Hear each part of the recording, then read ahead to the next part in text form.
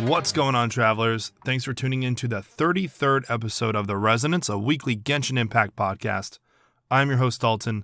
With me is Faro. Yo, what's up? What's going on? How was your week?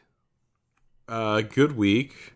Just packed full of stuff. So I had, just everyday life stuff. And then I also had game-wise just so much stuff I had to do. So got to play some Genshin. I crushed God of War as fast as I possibly could. Amazing game, BT dubs. Beat it in 3 days. It's probably still slow compared to tons of people, but for me that was fast. I would expect big God of War nuts to beat that all in one sitting. Exactly. It was like I felt like I was really doing nothing extra. So I don't know how much faster you could be, but it was definitely a long campaign. It was I would say about 26 hours or so. Dang. So it was a lot. You really did hammer that out. I played the heck out of that thing, man. But yeah, incredibly good game. Definitely Nice. Highly recommend. But yeah, so did that. Also been playing some Nikkei, of course. Very good game. I know you haven't played it again, but you should still go back to it. I'm just going to keep saying it. I got a list now. New games on the horizon coming. And also, I don't know if you saw this. Are you a Harry Potter fan? Huge Harry Potter fan. Bro. Did you see the new Harry Potter gameplay that came out? Who was it by? Was it with an interview? No, it was, I don't know which company published it. But no, it wasn't with an, actually, no, it was with an interview, actually. There was someone talking about the development as you played through. So yeah, it was the guy 15 who was playing the long. character was black. The video I saw, you could only see the game. You couldn't, there was a voiceover. Oh, this is different then, because I watched an interview where there was a black guy and he was playing and he was creating a character, and he was a really huge fan, and he sat down with a news outlet, I want to say, and he sat down with two of the game developers, or they did something with developing the game. I think one of them was head of character customization, the other one was gameplay. And you saw way more character customization options. You saw a lot more actual physical gameplay. You could probably look it up on YouTube, but you must be talking about something completely different, because this would go in between gameplay and then their discussion live. Yeah, this one just dropped a few days ago. I'm trying to find it again, but it was very professionally done in a studio, because it was quiet. It was more I guess it was less of an interview and more of just a guy going through the game, talking to you about what the new features are and everything like that, giving real in-depth explanation. So, no, yeah, I'm stoked for Legacy. A self-driven interview, I suppose. But yeah, it looks so good. So I'm super pumped for that. And they delayed it too. Yeah. I can't believe they delayed it with it looking that good already. Yeah, I know. But you know what? I'm okay with, I've always said this about games. Everybody does. What? They just delay it and make it the best you can. Yeah, well, it's I don't 100% think that, but I'm close to it. My thing is, if you delay a game, make sure that in the end product, I can say it was worth the delay. Yeah. But if you're just endlessly delaying a game, because there's tons of games. I mean, that's a little out. absurd. Obviously, I wouldn't think that, but yeah, I get what you're saying. I mean, there's so many. A good example of this is whatchamacallit. Boy, how do I not remember the name of this game? Well, until you remember Cyberpunk. Oh, yeah. They delayed that thing 1,000 times, and that was the worst game ever. Yeah, they were pressured. The studio was pressured, definitely. But that's the thing. It's just you delayed it a bazillion times, and then my expectations were really high. When you have no control over that because you have so many investors, it's not your decision to make. But at the same time, you're... Yeah, I get it. The reason why it failed, is because I get it. Expectations were set. Yeah. The I will say one that's kind of like flopped where it was delayed. Well, I guess it was a very well put together game, but I didn't think it was worth the delay that it received. But I just had a friend who was like hard bashing Scarlet Violet to me yesterday night. And their point was they should have definitely delayed Scarlet Violet, which I agree with. But they said like even Final Fantasy 15 apparently was delayed for like 10 years or something like that. And they said that, and I was just like, I mean, I get it. Like Scarlet and Violet definitely should not have been released when they were, or like released in the condition that they're in right now. But 10 years, and that's what we got out of Final Fantasy 15. I'm like, exactly, yeah. It's not that great, honestly. Yeah, that's the thing. Just some games are endlessly pushed back, and then you see like just tons of garbage with them whenever they release still, and that doesn't make sense to me. I have been replaying a little bit of Horizon. Okay. Not replaying, but I've been going back and playing the game again because I never really played it all that much. Like you never finished it, or? Right, yeah, I honestly kind of like only dipped my toe in. But I was having a lot of fun. I think I got really overwhelmed with all the different, like, attack this part of the machine, attack this part of the machine, with all these different weapons. So I got a little overwhelmed, but I dove back into it because I'm caught up with Genshin. I was waiting for Scarlet Violet, so I'm still having fun with that. But again... Are you playing it on PC or PlayStation? PS5, yeah. Okay. I got the bundle, so... Have you played God of War yet? No, I probably won't, maybe. What? Like, I'm a very slow... Yeah. So here's the thing. I'm a very slow player of, like, RPGs. To the point where, like, I will be on an RPG and then a new one will come out and I'll be like, oh, I want to get that. And then I'll get it and then I won't finish it because I'm a really slow player. I want to get that. So then I go and get that. And it's just like a repeating process. Right. But as far as, like... Because that's one thing, like, Horizon has a little bit more complexity whenever it comes to combat. But God of War is equally as good narratively and graphically, if not better, in my opinion, on both its, 1-to-1 and then it's 2-to-2. But it's a much less overwhelming game. So, like, I'm just saying, if you want to try to go through an incredibly good RPG, like... I'd have to play the first one. Yeah, you would have to play the first one. I'm sorry, I thought you were playing Horizon.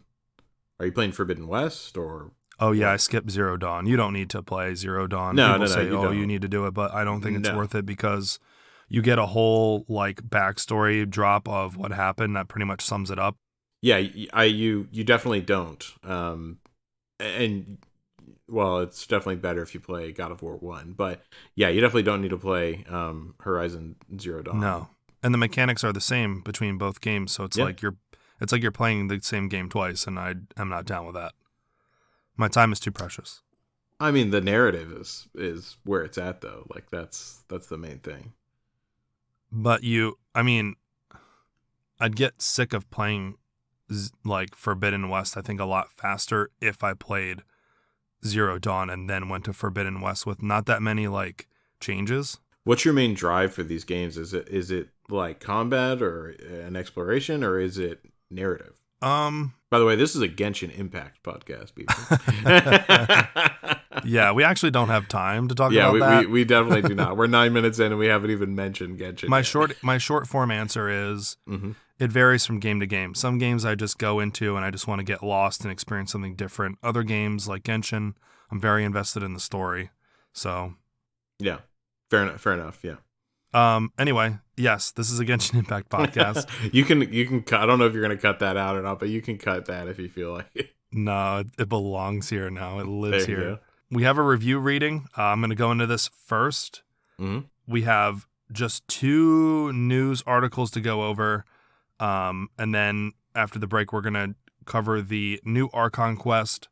So this is your spoiler warning for the later half of the show. But we are going to cover the beginning of the newest Archon quest with 3.2. And it'll go up until right after your encounter with Tainari. So I don't think that really spoils all that much. I feel like that's, pretty fair to say without spoiling all that much information. But yeah, I'll give you kind of an idea on where you need to be to not be spoiled with the second half of this episode. So yeah, and then I'll give you guys another spoiler warning right before we're about to talk about it. That way you guys have enough time to pause. But yeah, let's get into it. You ready? Mm-hmm. I'm ready. Alrighty. We had 2 review readings, but I'm going to limit it down to 1. The title of this review is Love Your Podcast. And I'm supposed to read this in Xiao's voice, by the way. Ayo. A little bit better than... much easier. Yeah, than Diona and... who did you do? No. Venti. Venti, that's right. Yeah.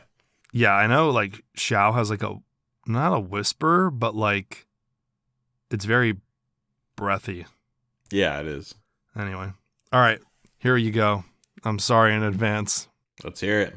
It has nice info and coverage of quests that let me relive my favorite cutscenes in quests. Please read that in Xiao's voice. Hey, you know what? That actually wasn't bad. Thanks. That was like I you could tell it wasn't him, but it was the same style. You know what I mean? Oh yeah. Everything is like drawn out more, like useless. Yeah, that was perfect actually. Yeah. Worthless. Yeah.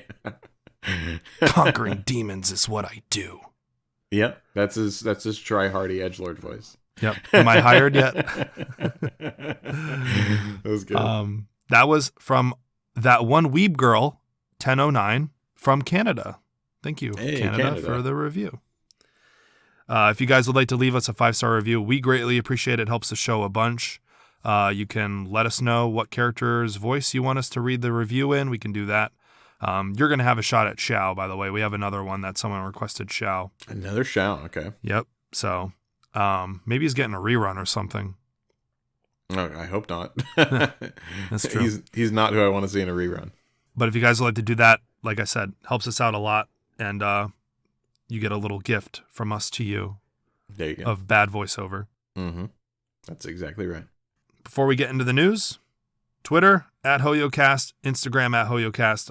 I say this every episode. Basically, I post clips, memes, all that kind of stuff revolving around the show and Genshin. And if you want to join our lovely community, we're knee deep in Scarlet Violet stuff right now. But we're also talking about Genshin still. Discord.me/The Residents if you guys are interested in that. We have server events that we hold pretty much maybe once or twice a month. So those are fun. So yeah, you guys can join that if you'd like. Mm-hmm. Alrighty, on to the news. Let's cover the 3.2 events for Phase 2. Right now, we are in Phase 2. I think it just launched 2 days ago as of this recording, so that would have been Thursday, I think. Yeah. Let's go over the banners. So right now, we have Yaimiko, who this is her second rerun, I think, or first rerun. I think this is her... No, this is her first rerun. Yeah. Second banner, I meant. Yeah. She is in a banner alongside Layla, who is our new 4-star cryo character, Toma, our Giga Chad Toma, and Hazo. Very decent lineup, honestly. I kind of really want to pull on this banner a little bit more so I can get some more Hazo cons. Yeah. I don't know. I'm never going to use him, so... That's true. Yeah, that's the thing. But he's so cool. He is very cool. I like him because he's a little bit different, so. And then we also have Tartaglia, or a child. Same 4-star characters. These will go until the 6th of December, and they will end at right before 1500 server time. I see a lot of people pulling for Yaimiko, not so much child. Yeah. It's kind of expected, though. Yeah, I'm 0% surprised by that. Yeah. Epitome Invocation, which is our weapon banner. We have Kagura's Verity, which is Yaimiko's signature 5-star catalyst. And then we have Polar Star, arguably Child's best in slot 5-star weapon. Alongside Favonia's Sword, the Bell. I believe that is is that Stringless? Oh, no, I'm sorry. Yeah, Stringless, Dragon's Bane Polearm, and the Favonius Codex Catalyst. So if you guys are interested in the weapons, those are your weapons for this Phase 2 portion of the banner. Now we move on to actual in-game events. Right now we are currently experiencing the Outside the Canvas, Inside the Lens Greenery chapter. This is currently running, and it'll end on the 5th of December. So it'll pretty much span the whole Phase 2 portion of 3.2. During the event, take photos at the designated location according to photography targets and photo taking range to obtain rewards such as Primogems, Hero's Wit, and Mora, as well as other rewards that they did not list. To be eligible, you do need to be Adventure Rank 30 or above, and you need to complete the Archon Quest Rito Escape Plan and World Quest Snapshots, which unlocks the camera. So you will need that to complete to take part in the event. You do need to complete a couple of other story quests. That would be Yoimiya's and Tartaglia's story quests to have a better experience, they say. Mm-hmm. But you do not have to do those if you do not want to. You can enter the event through a quick start function in the event page. You like this event? Yeah, I mean, it's not bad. I haven't done much of it because, busy with the other games. But, yeah, I do like it. It's just, I'm glad it's something different, but the photography stuff has never been my thing in this game, Okay. Yeah. I enjoy it. I like the angles that they give you because they give us 3 preset angles at each photo taking location. So those are cool. They make finding a good angle a lot better. I'm more inclined to save screenshots from this event than I was during the last event that they had this with, because before you just had to pick an angle and some of them just aren't good, or I felt like I was just doing the event for the Primogems, and now I was just like, oh, that is actually a good screenshot because I have a good angle, and then I save it. So right. Overall, I like it. We have the Hypostatic Symphony Dissonant Verse. Win Primogems on first clear of standard scoring. This event will run from the 24th of this month, November, and will run till the 5th of December. During this event, we will challenge the hypostasises and complete specific stages to obtain rewards such as Primogems, Hero's Wit, Talent Level Up materials, and Character Ascension materials. To be eligible for this event, you do need to be Adventure Rank 20 or above. There are no other prerequisites. Basically, you're just fighting all of the different elemental cubes. Yeah, this is very much a do it for the primos event. Yeah, I would think that you'd probably get increased character ascension materials though, like the shards from these guys probably. Maybe, yeah. But we'll see. We have the Marvelous Merchandise, open boxes of marbles and get Primogems. I think I said marbles, I meant marvels. Marvels, yeah. Yeah. This event will run from the 28th. I believe that's not Thanksgiving. I don't know why I thought Thanksgiving was the 28th. Nope. The 28th, and then it will run till the 5th. During the event, give Liban the materials he requires to open boxes of marvels and obtain Primogems and more.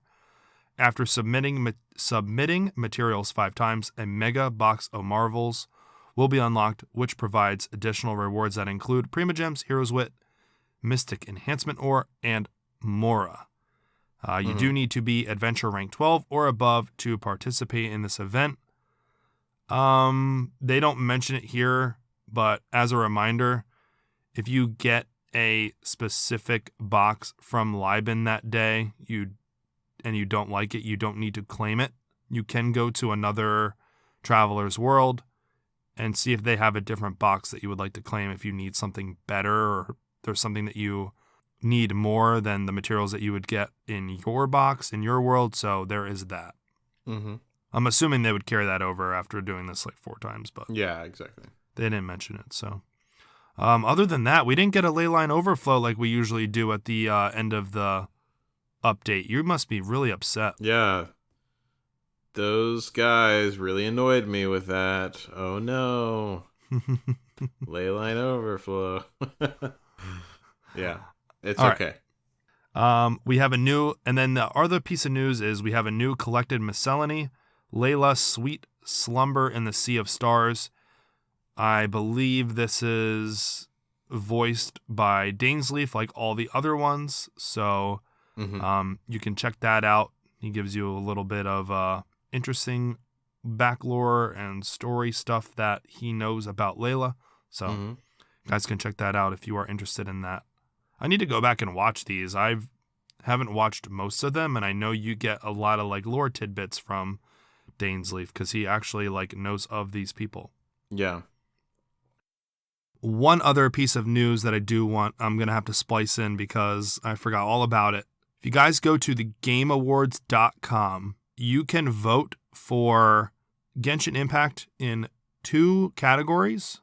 One of them is, I think, Best Mobile Game, which they got last year. And they are also going for Best Ongoing Game. Those are the 2 categories. You can vote for Genshin Impact. There are a lot of good nominations for those. But just as a reminder, I'm pretty sure we got like a free 10 pull between like a couple days when they won the Game Awards there as well. So you guys can vote for them as well. Faro also mentioned, you kind of reminded me when you talked about Chronicles of Runeterra. Arcane is also a nominee for Best Adaptation, which I think is very well worth it, honestly. And out of all of the other shows, Arcane takes the cake. All right. That's it for the news, really. Not a whole lot of big stuff. So let's take a break. This is your last spoiler warning, because we are going to be diving into the Kalpa Flames Rises part of the Archon quest. I believe it's chapter 4.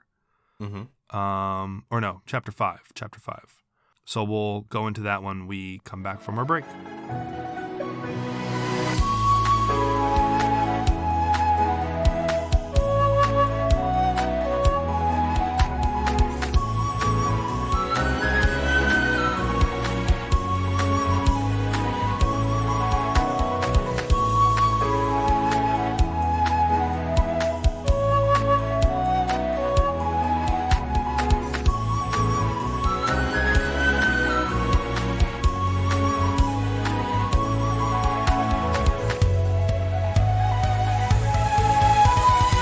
And we are back from our break.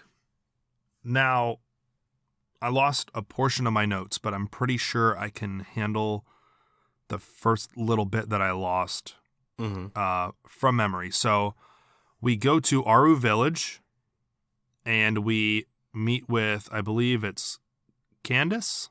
And when we meet with Candace, she doesn't really say much, honestly. She pretty much kind of... really, what's the word I'm looking for? Not like exemplifies, but like Candace is like very worried about us staying safe. Honestly, everybody being safe. During the trip, yeah. Or the adventure, yeah.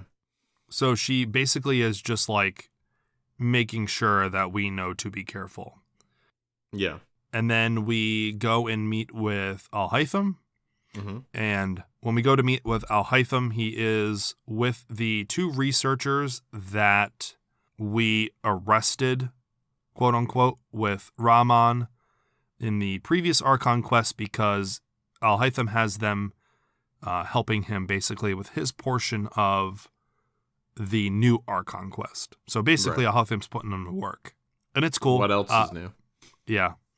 He is having them work on the headpiece that we found that you could pretty much like say is extracting the knowledge into knowledge capsules. And Al-Haytham has us put it on. And when he does, he tells us to imagine that we just saved Sumeru. Nahida is free and the people are cheering for us and that we're the hero and everything's great.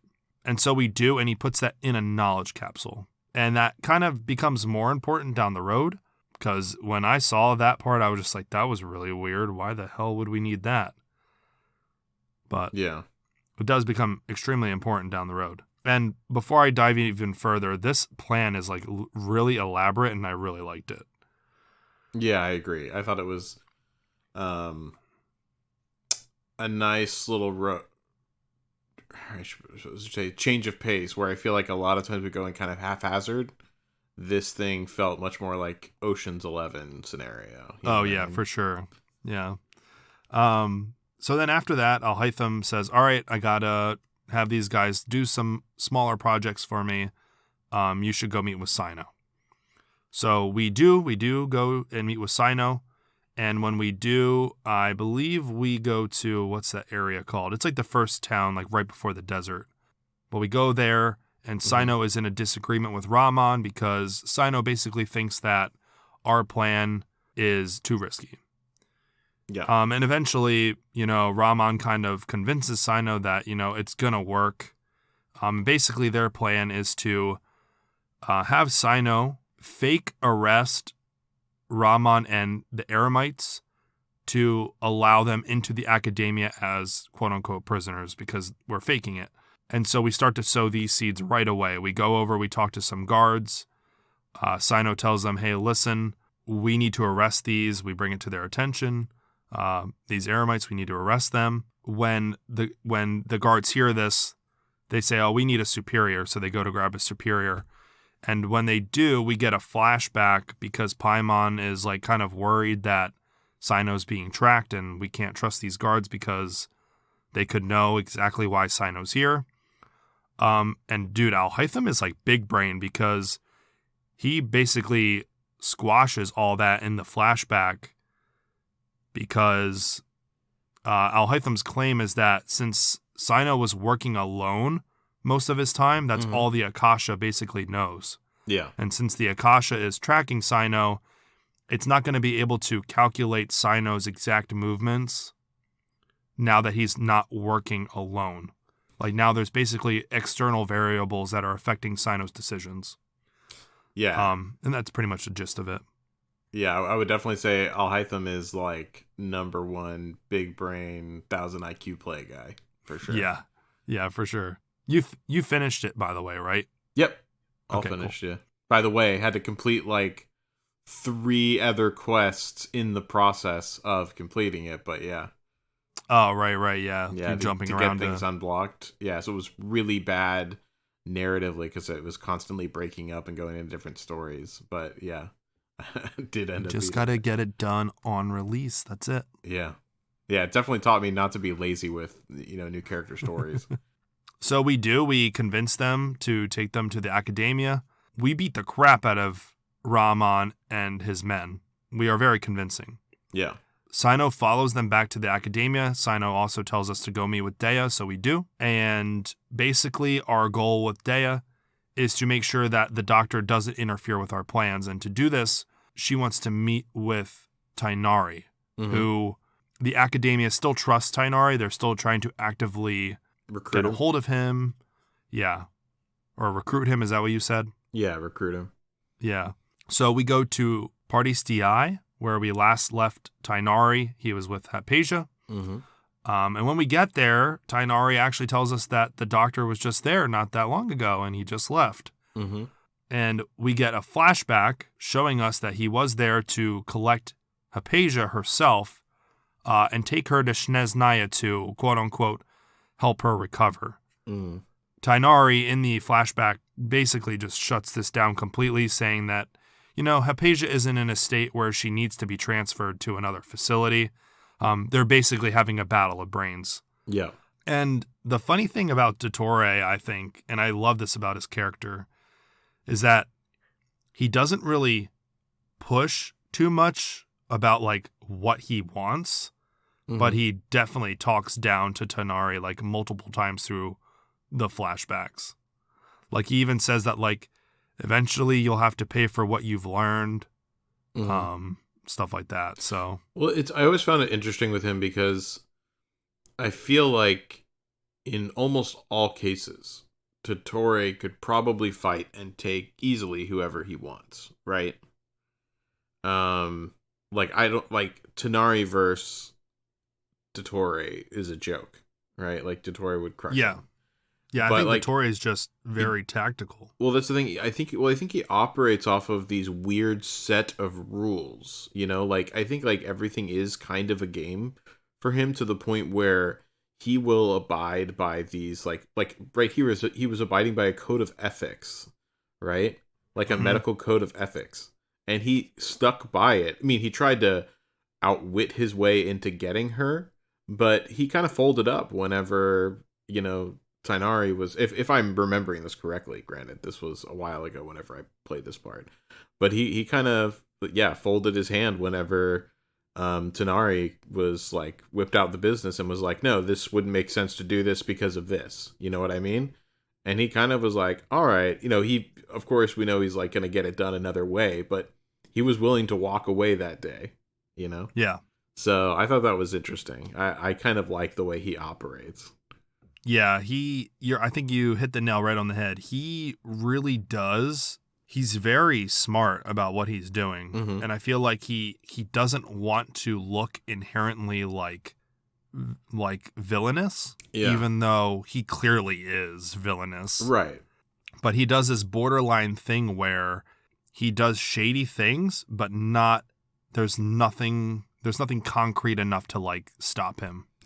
Yeah, like you can't pin him on much. You know what I mean? Yeah. Right. But he definitely is like I would say very thinly veiled like plan brewing behind his words that both parties are kind of aware of actively while it's happening. Because you knew, like, Tainari totally knew that this was not the end of this conversation, even after he left. So, yeah. But yeah, before Dottore leaves, he does say he has enough time to finish everything before he goes. Mm-hmm.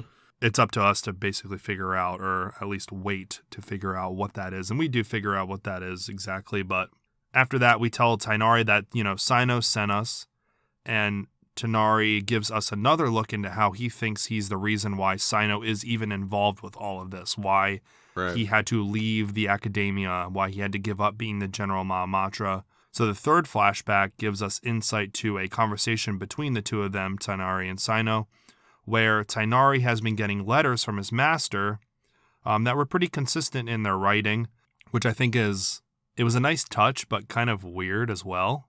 Yeah. But Tainari's master, whenever he would write him a letter, would have a certain number of dots to note how the weather was that day.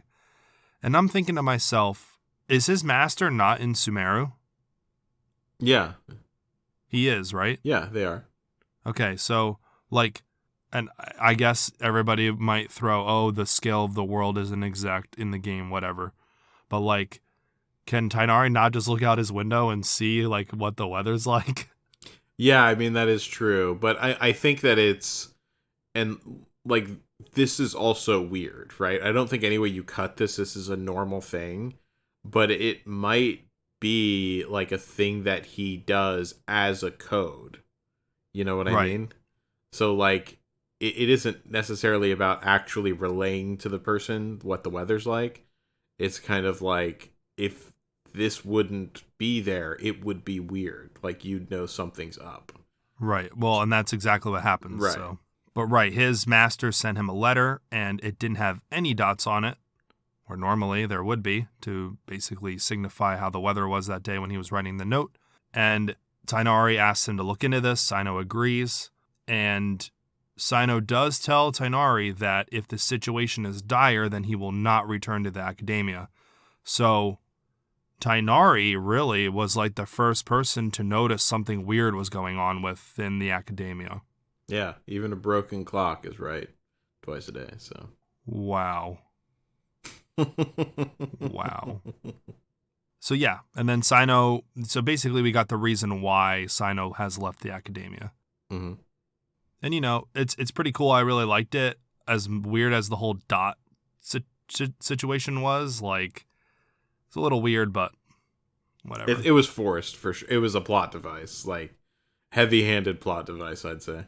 After we talked to Tainari and after that second flashback, we do leave to ensure Dottore is actually leaving with Dea. So we go to Port Ormos, is kind of where we find them. And there are a bunch of Fatui soldiers around the docks trying to see the doctor off. And we do like a game of the sneak mechanic to kind of hide in waiting. Mm-hmm. And Dottore spots us from the boat and he waves to us. And when he does, he says, "Time to say goodbye." Mm-hmm. And when he does, all of the soldiers basically disappear and the boat sails off into the distance. This was kind of crazy. Like, If anything tells you about how dangerous he is, it's this. Yeah. Like, there's nothing more creepy than, or villainous or dangerous, like, signifying than someone who can do that but then does nothing to you. Because he doesn't actually do anything to, like, the Traveler or Paimon or Dea. Right. But he does something kind of wild. And it leaves you like, whoa, that's, like, really weird. Yeah, I mean, I remember whenever this part happened, I was just like, I feel like this is not right. Like, obviously, something else is going to happen. But I was thinking, I was like, but why did they choose this? And obviously that gets cleared up later. But, yeah, like, in the moment, I was like, this is weird. Like, no matter what way you cut it, it's odd. But, yeah, it was an interesting move. Two things. I know you said that this kind of gets cleared up, but when I saw this happen, I knew exactly that this was that thing. I did not go there. That was not in my mind at all, actually. Okay. Yeah. The other thing is, was this the moment where, I know we kind of were talking on the side about, you know, how we thought Dottore was gonna, how, like, involved he was gonna be in this Archon quest. Was this the point where you thought that he was not going to be any further? No, I knew that he was going to be more involved, but I just didn't know why. Like, I kind of thought, I was like, okay, he's gonna come back. Like, he's gonna, like, you know, bring the boat to another dock or something like that. And I was just like, right, somehow this whole get thing, back. Right, I was just like, okay, this whole thing was just a little silly and extra because he could have done many other things. Right, he didn't have to go this far on our behalf, I feel like. But yeah, later on, things make sense. So yeah. When he disappears, Dea finally realizes that it was a trap, and we rush back over to Party's TI because we think that the Fatui are going back for Hypatia. So when we get there, Tighnari is arguing with the Fatui. We fight them off. We defeat them. Tighnari orders us to go check on Hypatia. When we get there and we touch her to check and see if she's okay, we are automatically connected with the consciousness of the Balladeer. When we do, Scaramouche is, you kind of see like a quote unquote like ghost figure, but it's really just there to signify that he's talking to us in our consciousness. Yeah. Scaramouche talks mostly about how his deity transformation is almost complete. And he's talking to us like this because he's in a good mood, which is like really weird. Yeah. We kind of touched on this a little bit, but he also mentions that Hypatia is his first loyal follower and that he will protect her. And in an effort to get the Balladeer to basically turn and destroy the Doctor, we as the Traveler tell him that the Doctor wants Hypatia and basically wants to harm her. He doesn't fall for this though. He instead gives the Traveler a gift in the form of lightning chaos in the area via the power of his now electronosis. So I thought that was pretty clever of the Traveler, though, honestly, to try to get him to turn. Yeah, I thought it was very smart, but yeah, definitely Scaramouche is no dummy. So yeah. So we go outside in the midst of all the lightning coming down in the form, like it's literally purple lightning everywhere. It's striking the area. We go outside to check on Tighnari and Dea. Tighnari was struck by lightning, so he is injured, and the lightning tore the Fatui up. So was Scaramouche's quote-unquote gift him getting rid of the Fatui, basically? Yeah. Okay, that's what I kind of figured. After that, we kind of help Tighnari back over to where Hypatia is to talk. Dea points out that the Balladeer doesn't like the Doctor, obviously, and that the Fatui may be trying to cover up something about his past, which we kind of already know a little bit about his past, but not too much.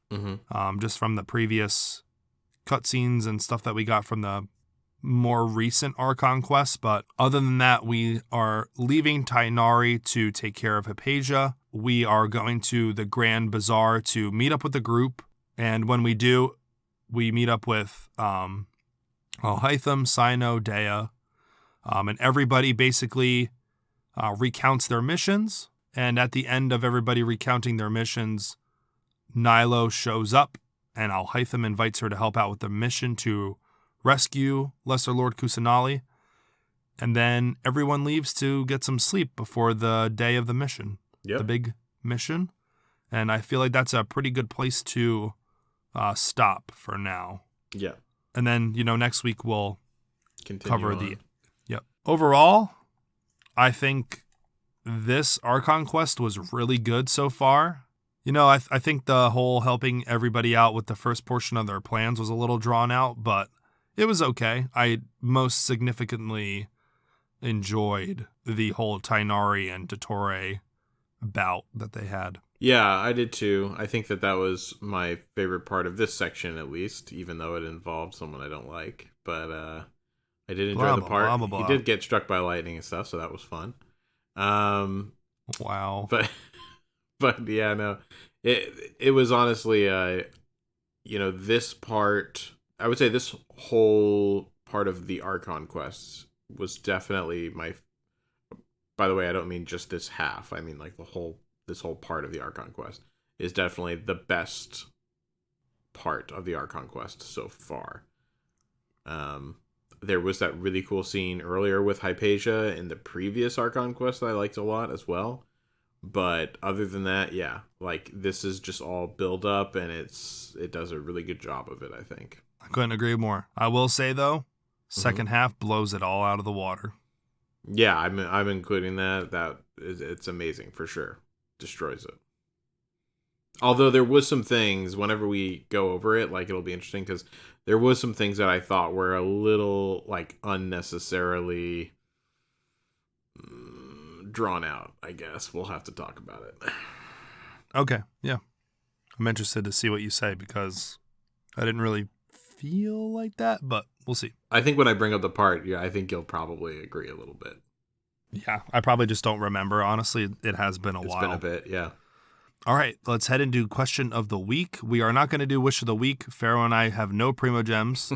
I will recount for our regular podcast listeners that are not patrons because they don't know. Mm-hmm. But I did get my C2 Nahida. I finally cleared. I had a lot of actually, I didn't talk about this in my weekly recap at the start of the episode. My headphones now. Okay, I'm not going to listen to this. For anybody who wants to know, this week was a good week for me in Genshin. I ran out of primos, started scrambling for them, cleared the first 3 floors of the Abyss, like 9, 10, 11, and then for the very first time, I finally cleared floor 12 with all 9 stars. I was very proud of myself. And with those prima gems from the reset of the Spiral Abyss, I pulled my C2 Nahida. So I won 3 50/50s with Nahida. I think that was at 80 for my C2.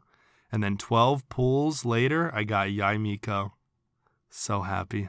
Oh, and I also got my final yesterday. I think it was yesterday. I finally got my last Whisper in the Wind commission. So now I'm on to Leeway daily commissions. I have been finally freed from my Mondstadt prison cell. I'm so excited to finally do some more daily commissions. You can put your headphones back on now.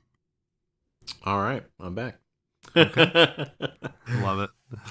Okay. Question of the week. I feel like there's a good one in there somewhere. There are actually a lot of good ones. That's the problem. Let's do this one. This one is by Muffy in our Question of the Week channel in Discord. Muffy says, do you pay any attention to leaks? And if so, do you focus only on banner, character kit, story event, or any combination of the above?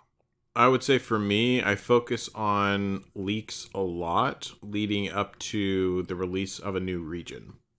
I try to find out as much as I can. Banner characters, I kind of, if I stumble upon them, it depends on what the hype is like or who I know is coming out.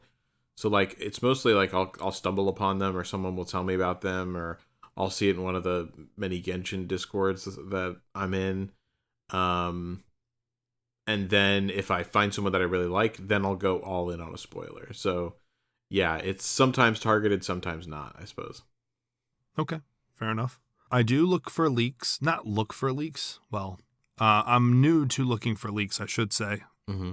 The first time that I ever went looking for leaks in Genshin was with Nahida, only because I loved Sino so much and I was desperate for a good Dendro applicator for him that I just had to know how Nahida worked and if it was going to be good with Sino. So Nahida was really the first one that I was like, okay, I need to see her kit. I need to see what it does and all the intricate parts of it. Does it do damage? Does it apply dendro? Yada, yada, yada. So I did that a lot with Nahida. The rest, I don't really look for. If I stumble upon them and I'm not quick enough to get off of it before I see it, it is what it is. I'll just look at that leak over and over, but I won't actively go out and like look for them. I try to avoid story and event stuff as much as possible. Like the Wanderer with the whole data breach that they had recently, a lot of stuff got released, so I saw some stuff like involuntarily. One of them was like Wanderer animations and stuff like that, so I was looking at that. I did see one thing that he can do, which is like pretty crazy, but me and you haven't talked about that yet with each other, but I think we'll talk about it right after this. We probably will. But yeah, I really only try to, if I am going to look at leaks, it's literally only who's on the banner, so I can kind of plan out how I'm going to be spending my money, and then the character kit. If it has to do with a team that I think will benefit my two favorite teams right now. So that's really it. It's a good question. Yeah, fair enough. All right. That is the end of the show. Like I said, no wish of the week this week. Unfortunately, we'll have one next week, I think. But next week, we will be covering the second half, the whole Oceans. What is it? How many do we have? One? Are we counting Paimon? Yes, we're counting Paimon. Are we counting all the Eremites? No. God, no. Are we counting Ramon? No. Are we counting the kid? Absolutely Isak? not. Absolutely not. Oh, come on. No. Okay, fine. So this is 1, 2, 3, 4, Oceans 6, maybe. Did you include Candace? No. Didn't do nothing. Good luck. Be careful. That's the end of it. She warned us. I mean, yeah, she did. So there we go. We clearly 6, didn't listen, baby. Obviously. Before we sign off, I do want to thank our patrons for supporting this podcast. We have our Favonius Knight, Soupy. Thank you, Soupy. Varka and Jean appreciate your contributions to the Order of Favonius. And I'd like to also thank our 2 Adeptus tiers. That'd be Neku and Ran. Thank you guys very much. Zhongli appreciates what you guys did in the Archon War. That's what I'm talking about. We appreciate your sacrifices to the cause. Thank you.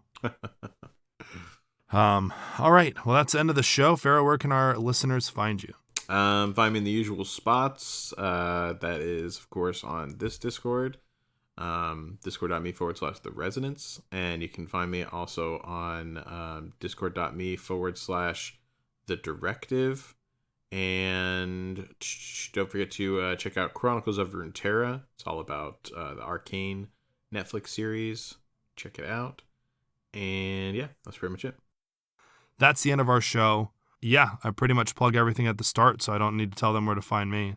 Join our Discord, discord.me/The Residence. Other than that, finish up the rest of the Archon quest so you guys can listen to it in the next week's episode. Have a good week. Good luck on your Yai Miko and child pulls, and we'll talk to you guys in the next episode.